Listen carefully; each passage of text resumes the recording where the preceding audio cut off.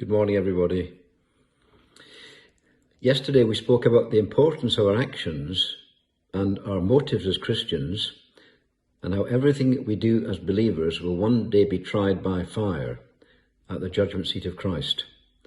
If our work survives, then we will receive a reward, described in 1 Corinthians 3. What an amazing thought.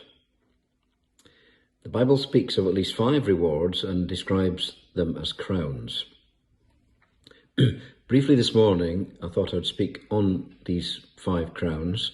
The first one, in 1 Corinthians 9, Paul, using a sports analogy, speaks of a crown that will last forever, an incorruptible crown. And it's for those who work hard to master their old sinful nature, their old sinful selves. 1 Corinthians 9:24 and 25. Do you not know that in a race all the runners run, but only one gets the prize? Run in such a way as to get the prize.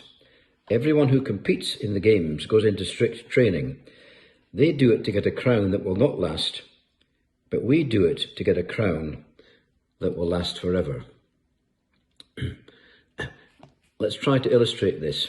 I was moved a few weeks ago when I saw the Tokyo Olympics.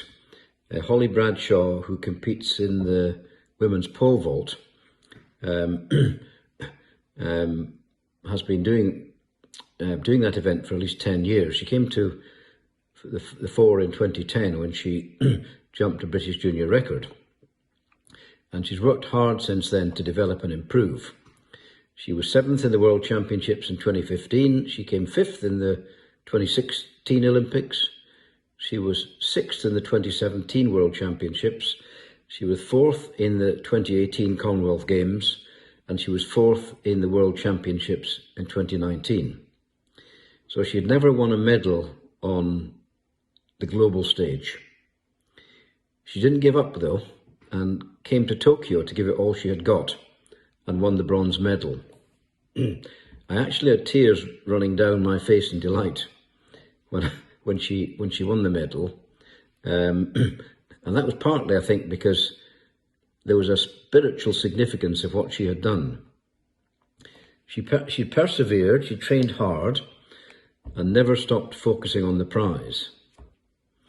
Now, what is interesting is she's not very fast on the runway, and I don't think she'll ever be good enough to win the gold medal. But to her, the bronze, I think, was just as good as gold,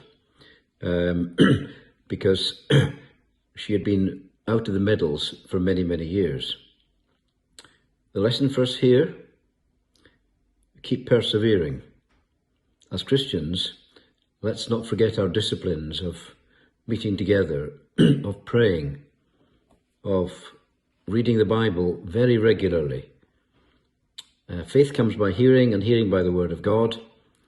As we let the Bible sink into our mind, it strengthens our faith. And actually, faith is described in the Bible as a thing that pleases God.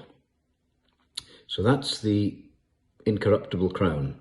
The second crown is the crown of life, given to those who endure testing of the faith, and sometimes to the death. Revelation 2 verse 10 says, "Be faithful unto death, and I will give you the crown of life." The crown of righteousness, given to those who love and are focused on the Lord's return. 2 Timothy 4 verse 8 says, "Now there is in store for me the crown of righteousness, which the Lord, the righteous judge, will award to me on that day, and not only to me, but to all those who have longed for his appearing." And I'm reminded of that verse in 1 John that says, he who has this hope in him purifies himself. So hoping for the Lord's return reminds us to purify ourselves. Fourthly, the crown of rejoicing is referred to in 1 Thessalonians 2, and that's given to soul winners. There's a verse in the Psalms that says, "He who wins souls is wise." And fifthly, the crown of glory, that's given to faithful preachers and teachers, described in 1 Peter 5, verses 2 to 4. I think it's incredible that God would deem us worthy of any rewards, given that Jesus alone is worthy. But in him we are righteous in God's sight, and so we must live lives that are worthy of that high calling. And there's just one verse I'd like to leave you with this morning, which I think sums up how we should endeavour to live in the light of eternity. Galatians 6, verse 9. Let us not become weary in well-doing, for at the proper time we will reap a harvest if we do not give up. Let us not become weary in well-doing or doing good, for at the proper time we will reap a harvest if we do not give up. God bless you. Have a good day.